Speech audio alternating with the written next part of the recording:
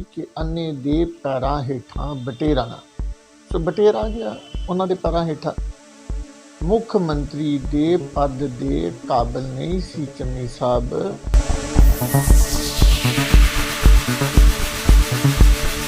CM का पद एक बहुत वड्डा पद है और चरणजीत चन्नी जी ने साबित कर दिता कि लाटरी तो उन्होंने निकल गई, लेकिन माफ़ी चाहवागा कहते हुए कि उन्होंने हजम नहीं हो रहा होने। देखो वीर जी, तुसी एक कहावत सुनी होएगी कि अन्ने दे पैरां हेठां बटेरा ना। सो बटेरा आ गया उन्होंने पैरां हेठां। मुख मंत्री दे पद दे काबिल नहीं सी चन्नी साहब और उन्होंने लाटरी निकल गई है। भारतीय जनता पार्टी ने इहो जिहा माहौल सिरजिया कि दलित मुख मंत्री बनाना जरूरी सी, इसलिए उन्होंने दलित मुख मंत्री बनाया गया। तो कांग्रेस हाईकमांड जिन्हों ने महेंद्र सिंह केपी ते शमशेर सिंह दूलो वर्गे जमीन के नाल जुड़े हुए कांग्रेसी दिग्गज आगूआं नूं अखों परोखे किया तो चन्नी जी वर्गियां दा नंबर लग गया, लाटरी निकल गई इन्हां दी। वो तुसीं कहावत ते सुनी है कि रामचंद्र कह गए सिया से ऐसा कलयुग आएगा, हंस चुनेगा दाना दुनका, कौआ मुट्ठी खाएगा। वही सब कुछ हो रहा। वो अपनी खू न छोड़ेंगे, हम अपनी वजह क्यों बदलें, सुबक्सर बन के क्यों पूछें कि हमसे सरगिरा क्यों हो। जी गल इस तरह है कि उन्होंने एक अपनी आदत बन चुकी है, वो अपनी आदत तो बाज नहीं आएंगे, साडे ते दर्द इल्ज़ाम लगाते रहेंगे। जिन्हां दियां गलत नीतियां करके देश का बंटवारा होया, जिन्हां दियां गलत नीतियां करके 1965 की वार दे विच सानूं बड़ी भारी तबाही का 62 की वार च भारी तबाही का सामना करना पिया। जिन्हां दियां गलत नीतियां करके पंजाब ते कश्मीर कई दहाके जलदा रहा, देश के अलग अलग हिस्सों च जातिवाद सांप्रदायिकतावाद फैलिया। उन्हां लोकां दे इल्ज़ामां दे उत्ते सानूं कोई फर्क नहीं पैंदा।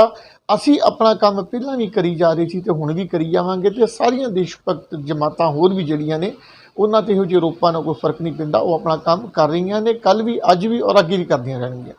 देखो हर किसी आदमी का अपना नुकता नज़र हुंदा जिन्हां ने खुद अत्तवाद फैलाया और किसी कम्यूनिटी के नाल टारगेट करके अत्तवाद का नाम लैके पंजाब दे विच उन्हां ने की कुछ कीता, ये सारी दुनिया जानती है।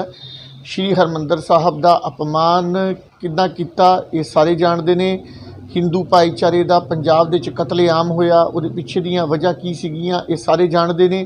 भरा नूं भरा दा दुश्मन किन्ने बनाया, हिंदू सिख विवाद किन्ने पैदा करने की कोशिश की, पंजाब नूं इन्ने दहाके खराब हालातों के हवाले किन्ने किया, ये सारे जानते हैं। 84 के दंगे किन्ने कीते ने और जातिवाद देश के सांप्रदायिकतावाद किन्ने फैलाया, ये कोई लुकी छुपी गल नहीं हैगी।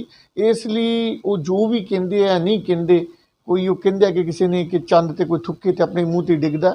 सो लोग सच्चाई जानते हैं, लोगों को सच्चाई का पता। लेकिन एक सीएम के गरिमामय पद पर बैठे हुए बंदे को, सीएम का पद एक बहुत वड्डा पद है और चरणजीत चन्नी जी ने साबित कर दिता कि लाटरी तो उन्होंने निकल गई, लेकिन माफ़ी चाहवागा कहते हुए भी उन्होंने हजम नहीं हो रहा होने, तो हजम करना सीखना पेगा उन्होंने।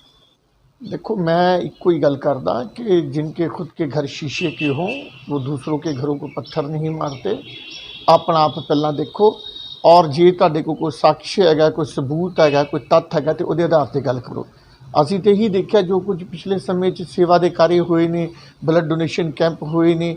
और जे कोई भी संस्था, कली RSS की गल क्यों करिए, कोई भी संस्था होर जिहड़ी RSS से सब तो वड्डी संस्था निष्काम रह के देश की सेवा करना चाहती है या देश की लंबे समय तो सेवा कर रही है और सिर्फ देश की सेवा नहीं कर रही, जो देश के उत्ते कोई आफत आती है, मुश्किल आती है, उदों मनुखता की सेवा भी करती है, देश तो परे हट के भी सेवा करती है, मुल्क दीयां सरहदां पार करके भी सेवा करती है।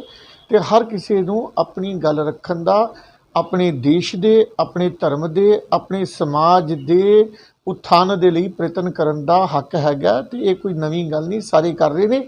और जो कोई भी इहो जिहा काम करदा, कोई भी जो तुसीं असीं अच्छे काम करते हैं तो जो रस्ते च रोड़े भी बड़े आते हैं, उही आ रहे हैं, वो लोग अपना काम कर रहे हैं, शैतानी ताकत अपना काम करदियां रहणगीआं। लेकिन मैं फिर एक कहना भी इन्हां मुद्दों के उत्ते मैनूं लगदा एक बार पूरे तरीके दे नाल बैठ के खुल के डिस्कशन हो ही जानी चाहिए है, ओपनली, कि किन्ने देश का फायदा किया ते किन्ने नुकसान किया। सारियां गल्लां किसी को बदनाम करना, खाम खा दियां गल्लां करनियां, र्यूमर्स फैलानियां, विवाद पैदा करने, ये सारियां गल्लां खत्म होनी चाहिए। लगता है कि एक बार बैठ के खुल के ना सारियां गल्लां ते चर्चा हो ही जानी चाहिए है।